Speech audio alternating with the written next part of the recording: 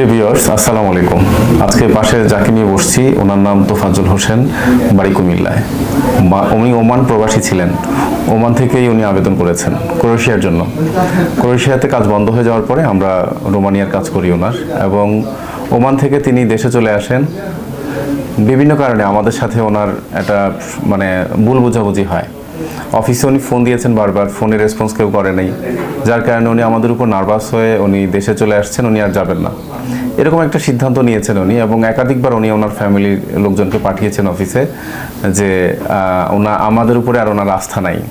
তো এই রকম সমস্যা আপনারা অনেকেই আছেন যারা পারমিট পেয়েছেন, এখন সিদ্ধান্ত নিয়েছেন এম্বাসি ফেস করবেন না। আবার অনেকেই আছেন আপনাদের দেরি হচ্ছে পারমিট আসতে, আপনারা বলছেন যে আপনারা আর যাবেন না, ফাইল উত্তোলন করবেন।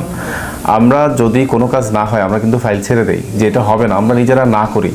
আবার অনেকে আছেন যাদের কাজ হচ্ছে, আমরা কিন্তু আপনি হাজার চেষ্টা করলেও আমরা আপনার ফাইলটা ছাড়ি না। আমরা বলি আপনি সর্বশেষ এম্বাসি পর্যন্ত আপনি যান, সেখানে আপনার ভিসা হবে। তো আজকে এই তোফাজ্জল ভাই, আমরা ওনারও কিন্তু একটা ভুল বোঝাবুঝির মধ্য দিয়েই উনি দিল্লি থেকে উনি রোমানিয়ার ভিসা পেয়েছেন।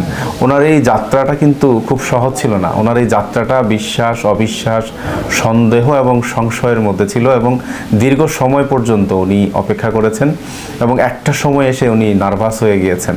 এবং সর্বশেষ দিল্লিতে ওনার ভিসা যেখানে ডেলিভারি হয়ে যায় 10-15 দিনে, সেখানে ওনার ডেলিভারি হয়েছে প্রায় 30-45 দিনে।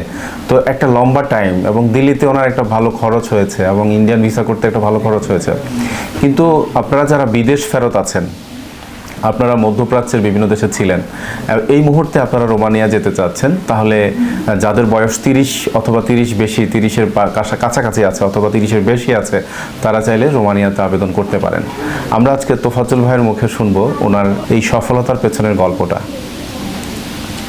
আসসালামু আলাইকুম, আমি তোফাজ্জল হোসেন, আমার বাড়ি কুমিল্লা, আমি ওমান প্রবাসী।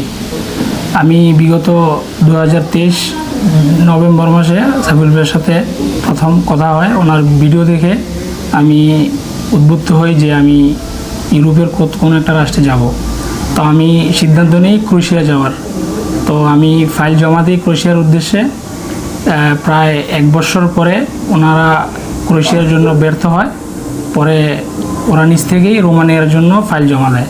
তো আলহামদুলিল্লাহ তার 3 থেকে 4 মাসের মাধ্যমে আমার ওয়ার্ক পারমিট আসে। ওমান থেকে বাংলাদেশ আসি 2024-এর নভেম্বর মাসে। তো আমি ডিসেম্বরে ইন্ডিয়া যাই, আলহামদুলিল্লাহ আমার রোমানিয়ার ভিসা হয়। এই হচ্ছে আমার সফলতা যাত্রাটা সবার জন্য সুখকর হয় না, কারো কারো অনেক কষ্টের হয়, অনেক বেদনার হয়। আপনারা যারা আসছেন অনেকেই খুব সহজে